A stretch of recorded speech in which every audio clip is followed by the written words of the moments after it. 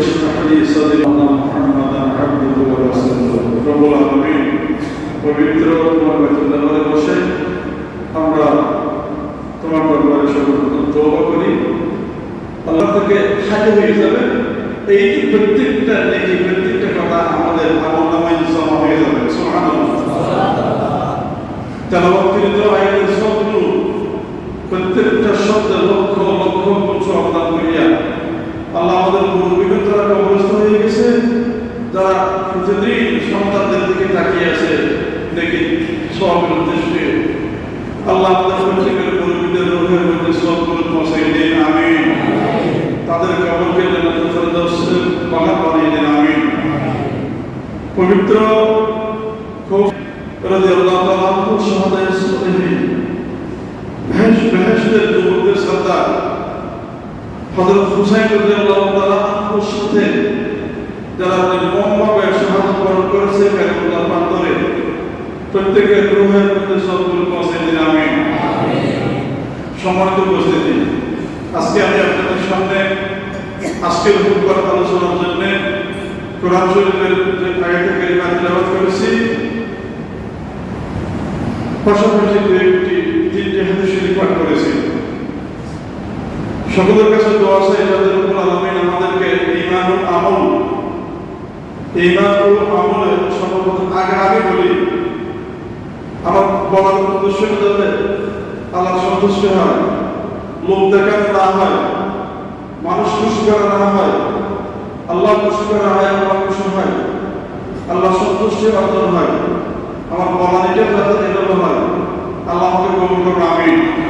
শ্রোতা বৃন্দের যারা রয়েছেন, যারা আসতেছেন, যারা আমার সামনে উপস্থিত, আমি সকলের জন্য দোয়া করি আল্লাহ আমাদের এই মুসলিম ভাইদের এই আলোচনাটা কোরআন ও সুন্নাহর আলোকে ঈমান ও আমলের নিয়তে যাতে শ্রবণ হয়, আল্লাহ তুমি কবুল করুন, আমিন।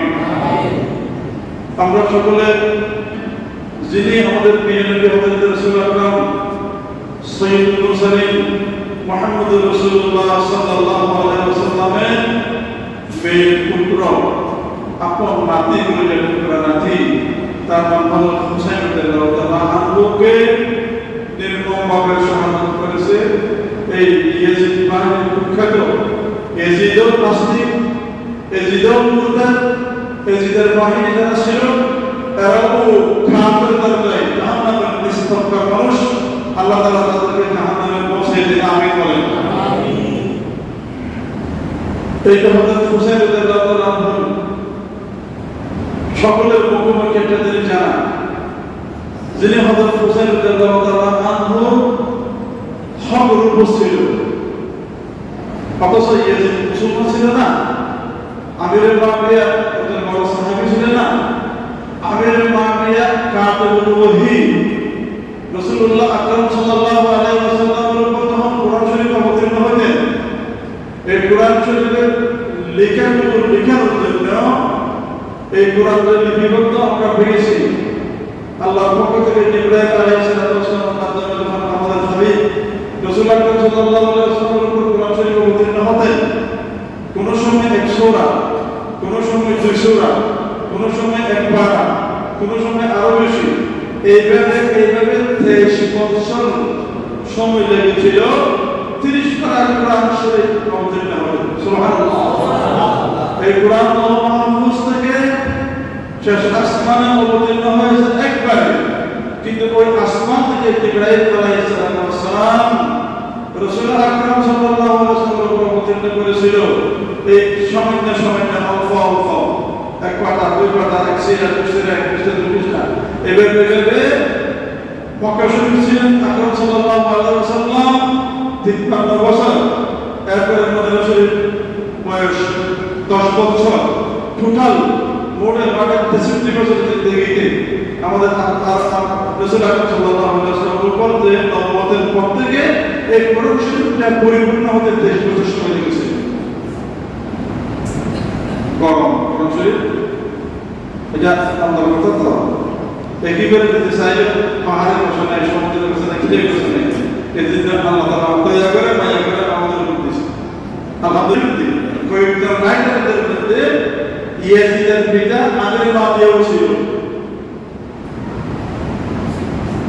আমির মাবিয়া অসুস্থ হওয়ার পরে সাহাবায়ে কেরামদের পরামর্শের মাধ্যমে এজিদকে ক্ষমতা হস্তান্তর করেছিল। আমির মাবিয়া তো ও গায়েব জানে না, আমির মাবিয়া তো নবী নয়, আমির মাবিয়ার তো জিবরাইল অভিনয় আসতেন না। আমির মাবিয়া কি জানে তার ছেলে এই যে কুখ্যাত সন্ত্রাস হবে, আমির মাবিয়া ছেলেদের একটা রাষ্ট্র বসে দিবে তাদের। শেখ মুজিবুর রহমান তো জানে না যে হাসিনা দুষ করবে, জানে না, তারেক জিয়া দুষ করবে, জিয়াউর রহমান জানে না। এরকম যাদের উপর কোনো গায়েব নাই, আসমানে ওহী নাই, সে তো আর জানে না যে তার সন্তান বড় হবে না খারাপ হবে। কিন্তু পরামর্শের মাধ্যমে এজিদাকে যখন রাষ্ট্র বসাই দিয়েছিল, এজিদা রাষ্ট্র পাওয়ার পর থেকে শুরু করে দিয়েছে সুন্নাহ বিরোধী আইন, কোরআন বিরোধী আইন, শরীয়ত বিরোধী আইন, সুন্নাত বিরুদ্ধ হয়ে যাচ্ছে, অন্যায় জুলুম ভরপুর। এগুলি ভারতবাসীরা সহ্য করতে পারে নাই। ইমানদার সাহাবায়ে কেরামগণ আপত্তি করেছিল, এই ইয়াজিদের দ্বারা সম্ভব নয়, ইয়াজিদের কাছ থেকে ক্ষমতাটা হযরত আলী রাদিয়াল্লাহু তাআলা আনহুর দ্বিতীয় ছেলে হযরত হুসাইন রাদিয়াল্লাহু তাআলা হাতে হস্তান্তর করা হোক। হযরত হুসাইন রাদিয়াল্লাহু তাআলা আনহু কুফাবাসীদের দাওয়াতে সংক্ষেপ কথা, কুফাবাসীদের দাওয়াতে হযরত হুসাইন রাদিয়াল্লাহু হুজুর, আমরা পরিপূর্ণ সুন্নাহ পুনরুজ্জীবিত করার জন্য আপনার সাথে বাইত হব, আপনাকে আমরা রাষ্ট্রপতি হিসেবে চাই, আপনি এই ইসলামী রাষ্ট্র পরিচালনা করবেন। প্রস্তাব দেওয়াতে হযরত হুসাইন রাদিয়াল্লাহু তাআলা আনহু কুফার বলে যাওয়া শুরু করেছিল। আগে মক্কা শরীফ ছিল, মক্কা শরীফ থেকে মাত্র 19 জন তার আত্মীয় আহলা আয়ালের মধ্যে, টোটাল 50 জন মতো অস্ত্র নেই, কিছু নেই, কোন সেনাবাহিনী নেই। দাওয়াত দিছে, দাওয়াত গ্রহণ করে ওখানে যাওয়ার পরে এই কুফাবাসীরা তারা দাওয়াত দিছিল, এই দাওয়াত কুফাবাসীরা পিছন থেকে আস্তে আস্তে সরে যাওয়া শুরু করছে। কেন? এই যে হবার পরে নোমান ইবনে বশীরের গভর্নর ছিল সেটা হলো Ubaidullah bin Ziyad. Ubaidullah bin জিয়াদকে গভর্নর বানাইয়া ইয়াজিদ অর্ডার করছে, খবরদার যাতে হুসাইন যাতে ওখানে যেতে না পারে। এইভাবে ৬০,০০০ মতো সৈন্য সেনা নিয়ে শস্ত্রপাতি নিয়ে চতুর্পাশে ঘিরে ফেলেছে। একটা শেয়ারে বলে না, মুঝে কুফা ওয়ালো, একটা শেয়ারে যে ডক্টর বলছিল, আমি তো এমনি আসিনি, আমাকে দাওয়াত কেন হয়েছে, আমি এসেছি, আমি যুদ্ধ করতে আসিনি, আমাকে যেতে দাও, আমি হয়তো দেশের বোঝাপড়া করবো, নতুবা আমি যেখান থেকে এসেছি সেখানে চলে যাই। এই কর্মযুক্ত জাহান্নামের কীট উবাইদুল্লাহ বিন জিয়াদ এজিদের নেতৃত্বে এই প্রস্তাব গ্রহণ করে নাই। হুসাইন রাদিয়াল্লাহু তাআলা সহ যারা মুসলিম যারা ছিল, চতুর্পাশে পানি, ফুরাত নদীর পানি বন্ধ করে দিয়েছিল। আজকে 10ই মুহররম থেকে তারা নির্মমভাবে যুদ্ধ শুরু করে দিয়েছে। যুদ্ধ করে দেওয়াতে ৬০,০০০ মানুষের সাথে অস্ত্র সহ প্রত্যেকের হাতে গোড়া, মুসলমানদের হাতে কিছু ছিল না, তারপরেও তো তারা এই যে মাথা নত করে নাই, এজিদের কাছে মাথা নত করে নাই। পরে হুসাইন রাদিয়াল্লাহু তাআলা যুদ্ধ শুরু করে দিয়েছে। যুদ্ধ শুরু করার পরে হযরত হুসাইন রাদিয়াল্লাহু তাআলা শেষে শাহাদাত বরণ করাইয়া সিনান নামক একজন ব্যক্তি ওদের উপর পা দিয়া এই যে কমন্ত এই সীমা আল্লাহ হযরত হুসাইন রাদিয়াল্লাহু তাআলা আনহুকে বেহেশতের উচ্চ মাকাম দান করুন, আমিন। আল্লাহ হযরত হুসাইন রাদিয়াল্লাহু তাআলার সাথে যারা শাহাদাত বরণ করেছেন তাদেরকে বেহেশতের উচ্চ স্থানে স্থান দান করুন, আমিন। তাদের বিরুদ্ধে যারা ছিল উবাইদুল্লাহ বিন জিয়াদ সহ এজিদ সহ তার সহপাঠীদেরকে জাহান্নামে নিক্ষেপ করে দিন, আমিন। দোয়া তাদের বিরুদ্ধে কিয়ামত পর্যন্ত ইমানদারদের ঘটনা থাকবে, অভিশাপ থাকবে। যে সমস্ত মুসলমানরা এই যেটা আমির মামিয়ার ছেলে তাকে যারা ভালো বলবে, সেইটা ভালো ছেলেটা যে বলবে সেও জাহান্নামে হবে। কেন? একজন জাহান্নামী মানুষকে সম্বোধন করে সেও জাহান্নামী। কিছুদিন পরে সিনান নামক এক ইয়াজিদ সৈনিক তাকে হাসান আঘাত করলে তিনি মাটিতে পড়ে। এরপরে হুসাইন রাদিয়াল্লাহু আনহু সহ যারা তাদের বিরুদ্ধে ছিল তাদেরকে সহ এজিদের কাছে পাঠিয়ে দিয়েছে। এজিদের কাছে যাওয়ার পরে এজিদ একটা মুনাফিক শুরু করে, হ্যাঁ আমি তো মারতে বলি নাই, আমি তো এগুলো করতে বলি নাই, তোমরা এটা করছো কেন? এই সেই আমাদের এখানে এরকম মুনাফিক আছে কি? ছিল না? বিগত সত্য কথা বলতে গেলে কেউ আমার কিন্তু রাজনৈতিক কথা বলার সুযোগ নেই। রাজনৈতিক ইসলাম শুরু থেকে এসেছে। নবী মুহাম্মদ রাসূলুল্লাহ সাল্লাল্লাহু আলাইহি ওয়াসাল্লাম মসজিদে নববীতে বসে রাষ্ট্র পরিচালনা করছিল। রাষ্ট্র নাই ছিল, কোরআন মতে শাসন করছিল, কোরআন মতে আইন মতে দেশ চালাইছিল। আমার নবী আলাইহিস সালামের পরে আবু বকর সিদ্দিক রাদিয়াল্লাহু কোরআন মতে রাষ্ট্র চালাইছিলেন। ওমর রাদিয়াল্লাহু আনহু, উসমান, আলী, খুলাফায়ে রাশিদিন যাদেরকে খেলাফত দান করা হয়েছিল, হযরত আবু বকর, হযরত ওমর, হযরত উসমান, হযরত আলী রাদিয়াল্লাহু আনহু, এরা সবাই কোরআন মতে রাষ্ট্র পরিচালনা করেছিল। রাজনৈতিক পক্ষ থেকে এসেছে। সুবহানাল্লাহ। আমরা বাংলাদেশে কিছু মুসলিম সমস্ত বলবেন নামাজ দেওয়ার কথা, খবরের কথা, হাসরের কথা, এগুলো রাজনৈতিক কথা তো কোনো বলা যাবে না।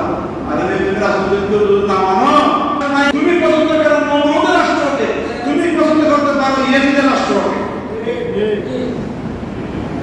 রাজনৈতিক কথা বললে বাইরে কোনো সমাধান চলবে? রাজনৈতিক কাকে বলা হয়? আল্লাহর দিন, আল্লাহর আসমান থেকে নিচে যতগুলি আছে সবগুলি আল্লাহর আইন মতে চলবে, তাকে বলা হয় রাজনৈতিক। সুবহানাল্লাহ। একটা মানুষ শুরু করলে হাত কেটে দাও, আছে কোথায়? কোরআন শরীফে কোথায় আছে? আস-সারিকু ওয়াস-সারিকাতু ফাকতাউ আইদিয়াহুমা। বলছেন কে? আল্লাহ।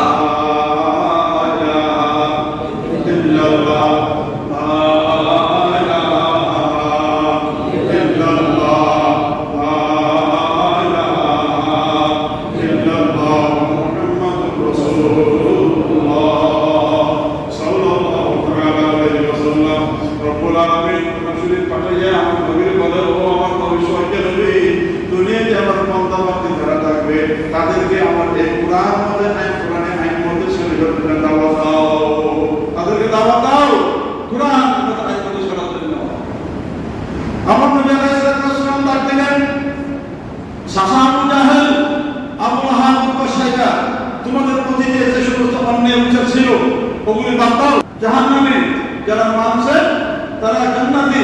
বর্তমান যুগে যে সমস্ত মুসলমানরা মুসলমানের দাবি করি আমরা, হযরত হুসাইন রাদিয়াল্লাহু আনহু এই নির্মম শাহাদাত থেকে আমরা শিক্ষা গ্রহণ করি। এই যে পৃথিবীর মানুষরা মুসলমানরা ধরে রাখো, জেনে রাখো, নিশ্চিত আত্মীয়তা সহিত গ্রহণ করো। খবরদার কোন দুনিয়ার জমিনে ইমানদারেরা কোরআন আইন ছাড়া অন্য কোন আইন যদি কেউ গ্রহণ করে সে ব্যক্তি এজিদের বাহিনী হিসেবে গ্রহণযোগ্য হবে। তার পক্ষে আইন নিয়ে দাঁড়িয়ে থাকে। খবরদার দর্শন করে নাই, এই করে নাই, তাকে ছেড়ে দেওয়া হোক, এরকম চলতেছে না? আপনি বাংলাদেশে শুনছেন না? দর্শন মানে কি? জিনা করা। আস-সানিয়াতু, কোরআন শরীফের আয়াত, আল্লাহ বলেন আস-সানিয়াতু ওয়াস-সানি ফাকিরুল্লাহু মিয়াত জাল্লা। জেনাকারী মহিলারে 100 দৌড়াদৌড়ি মারিল, জেনাকার দর্শনকারী পুরুষের 100 দৌড়াদৌড়ি মারিল। যদি বিবাহিত হয় তাকে ঠিক রাস্তার মাঠে গর্ত করিয়া কোমর পর্যন্ত তার কারাগার করে পাথর মারো। একজন মহিলা ওমর রাদিয়াল্লাহু আনহু বলে একজন মহিলা শাস্তি যখন বিবাহ হচ্ছে রাসূল আল্লাহ একজন জানাকারী মহিলার শাস্তি কোরআন মুসলমান হচ্ছে দর্শনকারীরা চিৎকার করে লাগতো ওমর রাদিয়াল্লাহু আনহু গায়ে লাগছে ওমর রাদিয়াল্লাহু আনহু কান্না করতেছে হাই হাই হাই একজন নাবালক মহিলার রক্ত আমার গায়ে আসছে রাসূলের দরবারে গেছে আল্লাহ রাসূল বলেন না ওমর যখন ইসলামিক কায়েম কোরআন যখন শাস্তি হতে ওই মহিলা ফাঁক হয়ে গেছে সুবহানাল্লাহ ওইরকম শাসন কি দেশে চান ওইরকম দেশে চান হযরত ঈসা রাসূলের জন্য অপেক্ষা করুন এরকম শাসন চান ঈসা রাসূলের জন্য অপেক্ষা করুন আর নইলে আর কোনো বাংলাদেশের এই কোন কারো পক্ষে ইসলামী শাসন সম্ভব নয় যদি হতে গেলে আরেকজন মুসলমান আপনার বিরুদ্ধে যাই দাঁড়ায় জন্য পারতেন পারা যেত সমস্ত মুসলমান যদি শুধুমাত্র একই যদি বলতো আমরা আমাদের বাংলাদেশের প্রত্যেকটা আইন কোরআন মতো চাই কোরআন মতো হোক তাইলে তাড়াতাড়ি ইসলাম শাসন কায়েম হয়ে যেত তাড়াতাড়ি কায়েম হয়ে যেত এখন তো না আমার বাতিলে বর্তমানে এমপি সে তো বড় কি বলে ভাই বাতিলে না চান না কোরআন না চান আমি এই মুহূর্তে রাজনৈতিক কথা বলছি এই জন্য হযরত হুসাইন রাদিয়াল্লাহু তাআলা আনহুকে কুফাবাসীরা দাওয়াত দিয়েছিল এই যে কোরআনের আইনগুলো বিলুপ্ত হয়ে যাচ্ছে হযরত হুসাইন আমরা আপনার হাতে বাইরে দেব আপনি কোরআনের আইন হাতে নিয়ে আমরা আপনাদের বাইরে দেব আপনি শাসনটা গ্রহণ করুন হযরত হুসাইন রাদিয়াল্লাহু গ্রহণ করতে গিয়ে শাহাদাত বরণ করেছে আল্লাহর রাসূল সাহেব এই কোরআনের আইন হাতে নিতে ডাকছিল শাহাদাত বরণ করেছে মদিনা রহমাতুল্লাহ সাহেব কোরআনের কায়দা নিতে ডাকছিল শাহাদাত বরণ করেছে ভারতের মধ্যে হযরত এই যে ইংরেজদের বিরুদ্ধে বা কি মাদ্রাসা দারুল মাদ্রাসা দেওবন্দ মাদ্রাসার হকাল ওলামায়ে কেরাম শাহাদাত বরণ করেছিল এবং যারা মুসলমানদের পক্ষে ছিল তাদের পক্ষে ছিল তারাও ইংরেজদের হাতে শাহাদাত বরণ করেছে কিন্তু ইংরেজদের হাতে তারা কি হয় নাই আবুশ হয় নাই আমরা যখন পালন করব এজন্য না আমরা হুসাইনের ঘটনাটা মনে রেখেছি আমরা কখনো তোমাদের কাছে পড়াতে মেনে নেব না আবুশ হব না এরকম ঘটনা বাংলাদেশে যদি হয় ইনশাআল্লাহ আমাদের আল্লাহর রহমত মুসলিম চলে আসবে সুবহানাল্লাহ হুসাইন রাদিয়াল্লাহু তাআলা আনহু বিস্পা হয় নাই এবং এই যে কোরআনের শাসন কায়েম করার জন্য এগিয়ে ছিল আমরাও সেই শিক্ষা গ্রহণ করতে গেলে আমার ভাই আমার বাবা আমার চাচা কোরআন বিরোধী মন্ত্রী এমপি মিনিস্টার চেয়ারম্যান মেম্বার আমরা তাদের তাদের সাথে গেলে হুসাইনকে রাদিয়াল্লাহু আনহু এই ঘটনা মনে রাখেন আমাদেরকে তাগুতের অনুসারী বলা হয়েছে তাগুতের অনুসারী যারা আছে এরা কিন্তু জান্নাত পাবে না কারণ তাগুত মানে হলো কোরআন সুন্নাহর বিরুদ্ধে আইন তাদের মন মোতাবেক পরিচালিত হওয়া এজন্য সম্মানিত উপস্থিতি সম্মানিত ভাইরা আশুরা মুহররম আশুরা এই 10 তারিখ আসল মূল্যবান ঘটনাটা আসছিল কোরআনের মধ্যে হযরত মুসা আলাইহিস সালাম ফেরাউনের এই ঘটনা থেকে ফেরাউন এবং মুসা আলাইহিস সালামের এই ঘটনাতে রাসূলুল্লাহ সাল্লাল্লাহু আলাইহি ওয়াসাল্লাম মদিনা শরীফ যাওয়ার পরে ইহুদি নাসারাদের এই রোজা থেকে জিজ্ঞাসা করা হয়েছিল আজকে এটা কিসের রোজা তার মুসলমানরা বলছিল যে ওই মুসা আলাইহিস সালাম ফেরাউন যে মুসার হাতে যারা ফরজ হয়েছিল ফেরাউন বাহিনী এজন্য আল্লাহ শুকরিয়া দেন এই ইহুদিরা একটা রোজা রাখেছে আল্লাহ রাসূল বলেন তোমরা দুইটা রাখো কারণ ইহুদিরা আজীবন আমাদের দুশমন থাকবে ইহুদিরা সবচাইতে কাফেরদের মধ্যে বেশি দুশমন হলো ইহুদিরা বনি ইসরাঈলের মধ্যে মুসা আলাইহিস সালাম আল্লাহর কথা বলার জন্য পাঠানো তারা তো বনি ইসরাঈলের বিল করত এত জানো দুইটা রোজা রাখতে বলা হয়েছিল আমরা গতকাল এবং আজ দুইটা অথবা আজ এবং কাল প্রত্যেকটা রাখতেছেন আপনারা আমাদের এই রোজা রাখেন নাই গতকাল এবং আজ এবং আজ তো তারা গতকাল রাখেন নাই তারা আজকে একটা আগামী কাল আজকে এই দুইটা রোজা যদি কেউ রাখে তাহলে এক বছরের গুনাহ আল্লাহ তাআলা তাদের মাফ করে দিবেন সুবহানাল্লাহ সবাই খুশি জি সবাই খুশি ইনশাআল্লাহ এবং দরুদ শরীফের সময় ইফতারের টাইমে আল্লাহুম্মা রাব্বানা বলবেন আয় আল্লাহ মুসা আলাইহিস সালাম দোয়া করেছিল আল্লাহ নবী মুহাম্মদ সাল্লাল্লাহু আলাইহি ওয়াসাল্লাম দোয়া করেছিল, ও আল্লাহ সাহাবা একরাম দোয়া করেছিল। এই যে রোজা রাখার পরে ইফতার টাইমে যখন দোয়া করবেন, রব্বুল আলামিন মুসা আলাইহিস সালামের মতো আপনার দোয়া কবুল করবে। সুবহানাল্লাহ। অবসর সময় কম থাকা, যেটা অবসর সময় থাকে টাইমে বেশি বেশি করে দরুদ শরীফ পড়া, ইস্তেগফার করা, সুবহানাল্লাহ করা, আলহামদুলিল্লাহ করা, এগুলি। 4 নম্বরটা হচ্ছে একটু খানার একটু প্রশস্ত করা আছে। গরু গোশত কিনেছেন,